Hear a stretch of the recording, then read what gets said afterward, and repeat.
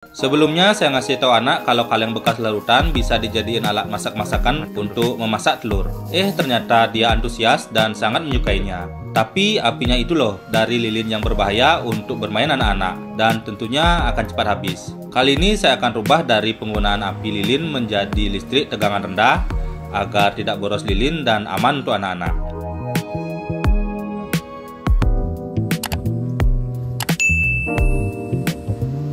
Ini bata merah, bata bahan bangunan yang akan saya buat sebagai tungkunya. Bata ini akan dibentuk dan saya ukur dahulu disesuaikan besarnya agar nanti pas dengan kaleng untuk memasaknya. Di tengah-tengahnya saya buatkan sketsa spiral untuk tempat pemanasnya.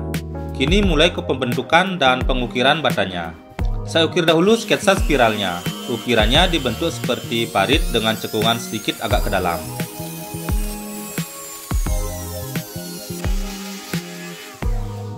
Oke, ini ukiran paritnya sudah selesai.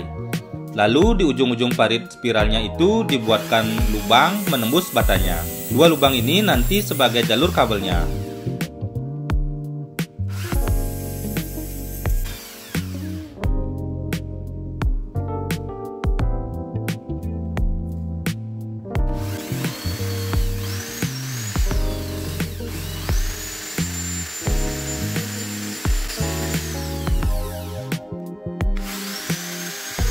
Kini ke pemotongan batanya membentuk seperti lingkaran tabung, dibuat sesuai dengan ukuran lingkaran dengan kaleng yang akan menjadi alat memasaknya.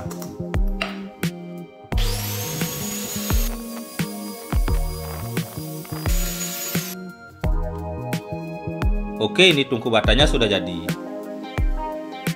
Kini ke pemasangan pemanasnya.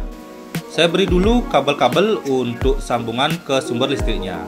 Dua kabel ini dipasang di lubang yang menembus batanya itu. Ini kawat nikelin yang sudah digulung sebagai bahan pemanas kompor listrik. Awalnya elemen pemanas ini cukup panjang, namun sudah saya potong, saya sesuaikan dengan kebutuhan untuk pembuatan alat memasak ini. Ujung-ujung kawat elemen pemanasnya ini disambung dengan kedua kabel yang telah terpasang di tungku batanya itu. Penyambungannya cukup dipilin saja. Posisi ujung-ujungnya dirapikan dulu. Setelah rapi, lalu elemen spiralnya itu diposisikan, diatur letaknya mengikuti cekungan parit spiral yang telah dibuatkan di bata itu. Saya atur-atur agar kawat spiralnya dapat diam mengikuti bentuk parit spiralnya. Jadi ini menjadi seperti kompor listrik yang bentuknya mini, mungil, imut-imut, ya begitulah. Yang ukurannya sesuai dengan kaleng yang akan digunakan untuk mainan masak-masakan. Kabel bawahnya itu saya lem agar kawat spiral pemanasnya tidak ketarik-tarik saat digunakan. Tungku dari bata ini semua bodinya saya beri lem karena bata ini sangat rapuh, jadi saya beri lem agar tidak mudah pecah saat dipindah-pindahkan nanti. Ini jack listrik DC model ceweknya. Tungkunya saya beri jack ini untuk memudahkan menyambung dan memutus arus listriknya.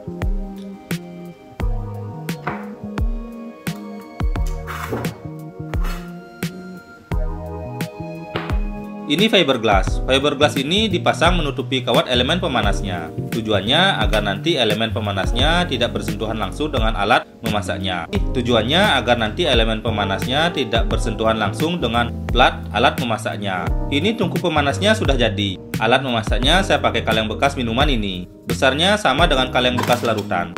Kalengnya saya potong, tingginya saya sesuaikan, dan diambil bagian cengkungnya itu.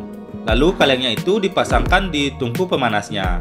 Ini jadinya seperti kompor listrik dengan wajan penggorengan.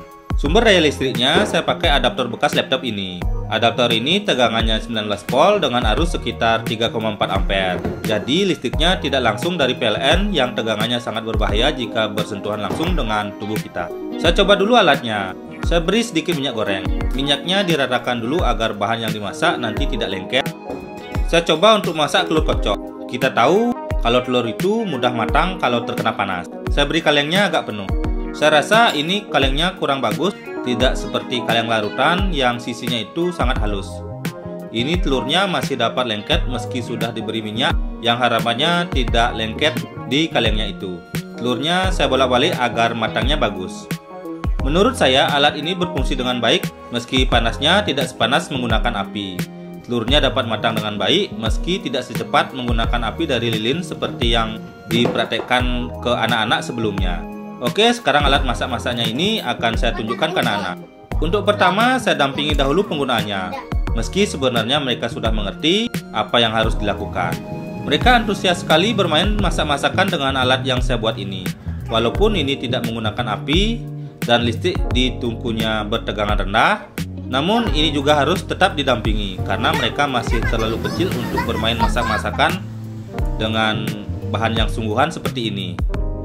Oke teman-teman, bagaimana menurut teman-teman kreasi saya kali ini? Semoga dapat menginspirasi kalian. Jangan lupa like jika suka, beri komentar di kolom komentar, dan subscribe buat yang belum subscribe. Oke?